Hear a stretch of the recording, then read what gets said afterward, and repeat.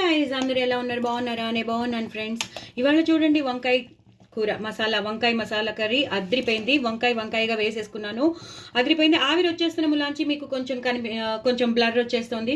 But యాస్టీస్గా నేను పచ్చిమిరపకాయలు కూడా వేసేసుకున్నాను. దీని రెసిపీ నేను మీకు పంపిస్తున్నాను, ఎందుకంటే చాలా ఉంటాయి, ఇంగ్రీడియంట్స్ అనేవి చాలా ఉంటాయి.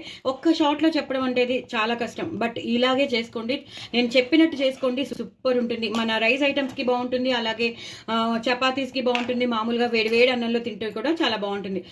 పూరి కానీ, చపాతీ కానీ, రోటీ కానీ ఎలా అయినా బాగుంటుంది, టిఫిన్స్లోకి బాగుంటుంది. అలాగే నేను చెప్పినట్టు రైస్ ఐటమ్స్, పులావ్స్, బిర్యానీస్ అన్నిటికీ బాగుంటుంది. ఇలా యాస్టీస్గా మీరు ఇలా చేసేసుకున్నారనుకోండి, పిల్లలు కూడా ఇంట్రెస్టింగ్గా తింటారు. అంటే ఎప్పుడు మనం వేరే అన్ని తింటాం, అలా కాకుండా ఇప్పుడు చాలా తగ్గిపోయాయి, చాలా మట్టుకు చాలా మంది తగ్గించేశారు. పనీర్ వచ్చాక, ఇంకా కొన్ని వేరే వచ్చాక తగ్గిపోయాయి. సో ఇదివరకైతే బిర్యానీ అనగానే ఇలాగే మనం బగారా బేంగం చేసేసుకుంటూ ఉండేవాళ్ళం. సో ఇలా చేసుకోండి, చాలా బాగుంటుంది. ఎంత బాగుంటుందంటే లాస్ట్లో మాత్రం కొత్తిమీర, పుదీనాతో గార్నిష్ చేసుకోండి. ఎంత బాగుంటుందంటే అంతా ఆ మసాలా పేస్ట్లోనే ఉంటుందండి. సో ఆ మసాలా పేస్ట్ ఏంటో తెలుసుకోవాలంటే మాత్రం మీరు ఆ రెసిపీలోకి వెళ్తేనే మీకు తెలుస్తుంది. నేను ఇంత షార్ట్ వీడియోలో చెప్తే మొత్తం అంతా కట్ అయిపోతుంది, ఎందుకంటే స్పేస్ ఉంటుంది కదా, షార్ట్ వచ్చేస్తుంది. సో అందుకే చెప్తున్నాను, ఇలా చేసుకోండి, చక్కగా తినండి, ఎంజాయ్ చేయండి. నా ఛానల్ మాత్రం సబ్స్క్రైబ్ చేసుకోవడం అసలు మర్చిపోద్దు.